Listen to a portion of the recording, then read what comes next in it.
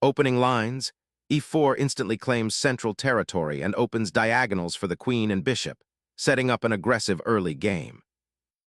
Instantly establishing central asymmetry, this Sicilian defense promises a dynamic, unbalanced struggle.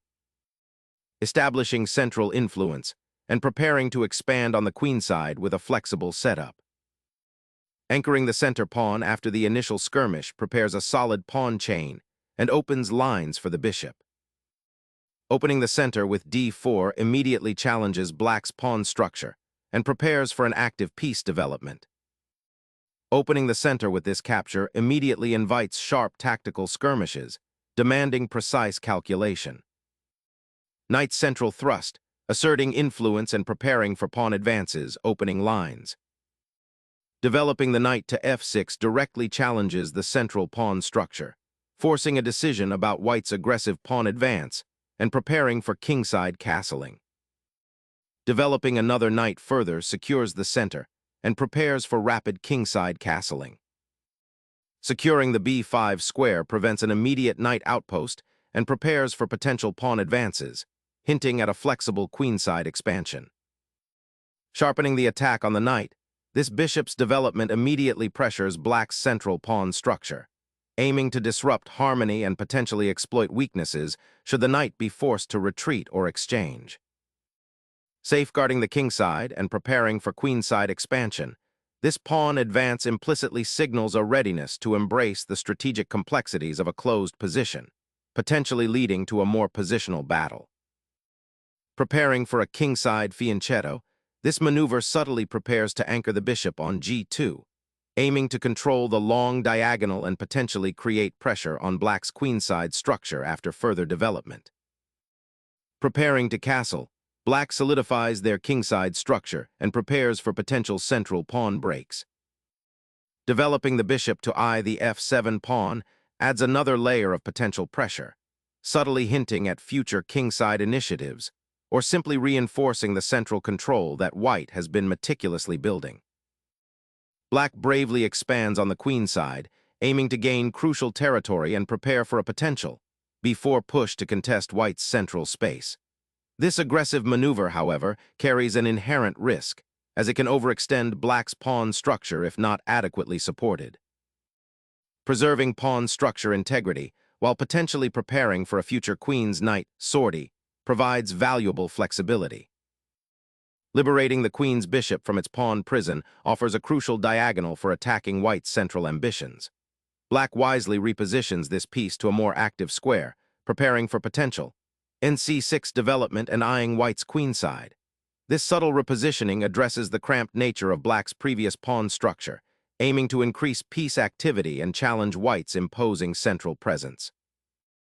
Focusing the light-squared bishop's gaze onto the queenside, this maneuver aims to bolster the pawn chain and prepare for potential queenside expansion, all while maintaining a flexible piece structure that avoids immediate tactical commitments. Developing the knight to d7 stabilizes the center, preparing to challenge white's imposing bishop on g2 and potentially support a future pawn push on c5. This move subtly improves black's pawn structure's resilience and positions the knight for active participation in the middle game skirmishes. Shifting the queen to e2 is a subtle but important repositioning, aiming to connect the rooks and prepare for potential pawn advances on the kingside, while also keeping an eye on the central tension created by the d6 and e6 pawn structure. Directing the rook to the semi-open c-file immediately contests control and prepares for potential pawn pushes, or even a sacrifice to open lines for the queen and bishop on the queenside. Shifting the rook to the d-file signals white's intention to contest central control and potentially initiate pawn breaks along the d-file or support a future d5 push, simultaneously tidying up the king's defense by unpinning the knight and preparing for castling. Sacrificing material to disrupt white's pawn structure and open lines is a bold gambit that should lead to dynamic counterplay. Sacrificing material to seize the initiative on the central files is a bold, albeit risky, gambit. White now dictates the pace, aiming to leverage the opened lines and potentially create attacking avenues towards black's king.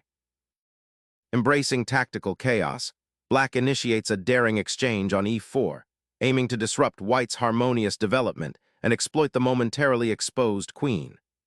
This aggressive pawn sacrifice is a calculated gamble, seeking to ignite complications and pry open lines that might otherwise remain closed, potentially creating opportunities for a swift counterattack against white's king.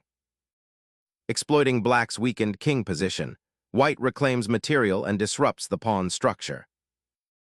Liberating the bishop from its pawn chain, this maneuver opens diagonals and prepares for an active role, potentially targeting white's central pawn structure or the kingside.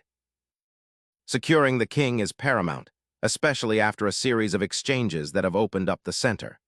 This maneuver immediately addresses the king's safety, bringing it to the relative quiet of the queenside flank and preparing to connect the rooks, which is crucial for future activity along the open files. Unleashing the queen to the queenside, this maneuver aims to leverage the open, a file for future incursions and potentially tie down white's rook on d1. It's a proactive choice, shifting the game's focus and demanding white's immediate attention on the queenside, while also preparing to contest the central squares if white's pawn structure allows for it. Shattering the symmetry of the central pawn structure with this f3 thrust opens up avenues, but also exposes weaknesses around your king, creating a fascinating tactical landscape where king's safety becomes paramount. Asserting central influence and preparing for active piece play, black's bishop now eyes the weakened white kingside and supports a potential pawn push. Shifting the rook to the f-file aims to secure a safer retreat square should the center become too volatile, while also preparing for potential piece exchanges that might simplify the position favorably for white. A pivotal moment, securing the king's safety with castling is a fundamental principle, but here it feels slightly passive as white's pieces are quite active. The challenge for black will be to counter white's potential d4-d5 pawn push and the open file pressure on the c-file. This move prepares to connect the rooks and create a more cohesive defense, but it doesn't immediately address white's initiative. Refocusing the rook to the center of the board, this repositioning aims to contest the d-file and offers potential for future pawn breaks or defensive maneuvers. The rook's relocation to the open c-file immediately injects a dynamic element, threatening to exploit the queenside tension and potentially disrupt white's pawn structure. Unlocking the d-file's potential is the immediate objective, aiming to infiltrate black's queenside pawn structure and potentially target the vulnerable c6 square. Bringing the bishop back to d8 aims to protect the e7 square and potentially connect the rooks later, but it feels like a step backward, conceding valuable central space and initiative to white's more actively placed pieces and pawn structure after the recent exchange of pieces. A delicate repositioning of the queen, perhaps eyeing a safer haven away from the g2 bishop's gaze and preparing to connect the rooks, while simultaneously creating a subtle threat of central infiltration should black falter. The bishop repositions to the a7-g1 diagonal, preparing to support a potential queenside expansion or even a tactical thrust on the kingside, while simultaneously defending the c7 pawn. Reclaiming central influence, white nudges the bishop back, aiming to reshape the pawn structure and challenge black's queenside ambitions before a potential breakthrough. A bold material grab, sacrificing pawn structure for immediate tactical compensation. Black gambles on the initiative, aiming to exploit white's temporarily exposed king and potential piece coordination issues arising from the recapture on c3. Seizing the initiative, the knight embarks on a daring raid towards the kingside, disrupting black's solid pawn structure and creating immediate threats. Accepting the gambit with the pawn thrust dramatically rearranges the central pawn structure, opening a path for your queen and potentially creating an outpost for your knight. But it also leaves your king exposed and diminishes your queenside pawn presence. Exploiting the open dark squares, this bishop exchange directly addresses black's overextended king position and consolidates control over the d-file, a key conduit for white's initiative after the earlier pawn sacrifices.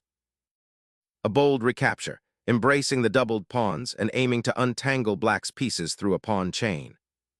This maneuver, while sacrificing a central pawn temporarily, reestablishes a more mobile knight and prepares to challenge white's control of the b-file.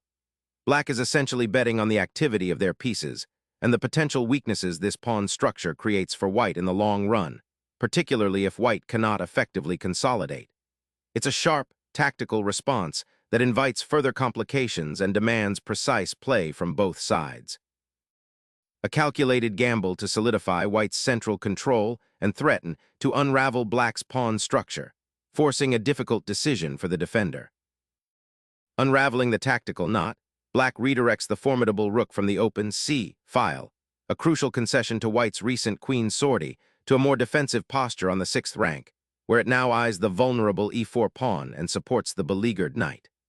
This redeployment, though seemingly passive, anticipates a potential pawn storm or piece infiltration from white and aims to consolidate black's somewhat precarious pawn structure. The game has shifted from open tactical exchanges to a more nuanced positional struggle, where coordinated piece play and anticipation of future pawn advances will be paramount. The e-file's newly opened pathway beckons, an aggressive thrust aimed at undermining black's queenside structure and isolating the d-pawn. Finally, a moment of respite for black's beleaguered king, tucking itself behind the pawn shield and offering the bishop as a sacrifice to disrupt white's attacking formation, hoping to complicate white's now centralized queen and rook. A surprising retreat, seemingly ceding the initiative and the active rook, aiming to consolidate the pawn structure and prepare for a potential BB5 breakthrough that white appears willing to absorb for now. Re-establishing the queen's presence on the kingside offers a chance to potentially reroute her to more active squares, though it does leave the e7 pawn somewhat exposed to a future e5 thrust. Repositioning the rook to the 7th rank offers white a potent outpost, potentially cramping black's queenside and creating tactical complications around the rook on b7. The knight boldly ventures to c4, seizing the initiative and creating a potent outpost. This daring maneuver threatens to unravel white's queenside structure by potentially exchanging off the powerful bishop on d2, while simultaneously activating black's dormant queen to a more influential square. Probing the opponent's king requires a cautious approach, and this pawn push subtly challenges black's territorial claims on the queenside, aiming to generate queenside counterplay. Solidifying the pawn structure and blocking the now obsolete bishop's diagonal is a prudent defensive maneuver, creating a more robust kingside shield. Unleashing a bold pawn thrust at g4, white aggressively seeks to rip open the kingside, forcing black into critical defensive decisions and potentially sacrificing queenside counterplay for immediate attacking prospects. Harnessing the central vacuum created by white's previous pawn gambit, black strategically redeploys their knight to seize control of key diagonal squares and prepare for potential pawn pushes that threaten to unlock the queenside. A bold attempt to seize the open files, sacrificing the pawn for initiative, but leaving the king exposed on its current square. A bold gambit, sacrificing pawn structure for a potential initiative. Unleashing the g-pawn is a dramatic gambit, aiming to wrench open lines for your monarch and disrupt black's pawn chain. The immediate confrontation on the kingside promises fireworks, forcing black into a reactive posture. While this creates attacking possibilities, it also exposes your own king to potential counterplay down the open files. This is a bold decision, shifting the game into a sharp, tactical arena where precision will be paramount. Embracing the chaos and injecting immediate forward momentum, this push lunges towards the king's defense, creating a dynamic, double-edged scenario where the pawn sacrifice aims to destabilize white's central structure and open lines for a desperate counterattack. Opening the c-file for white's rook, this move immediately puts pressure on the c4 knight, threatening to dislodge black's most active piece and simplify the position, potentially leading to a more favorable endgame for white if black isn't careful. Asserting pressure on the queen's bishop, black ignites a dynamic counterplay, seeking to disrupt white's centralized pieces and exploit the open c-file. Reigniting the initiative, the queen pivots to a more active central square, eyes scanning for weaknesses in black's somewhat entangled pawn structure and the exposed king. A surprising maneuver, bringing the queen back into the fray, but it leaves the kingside pawn structure looking rather precarious after the earlier exchanges.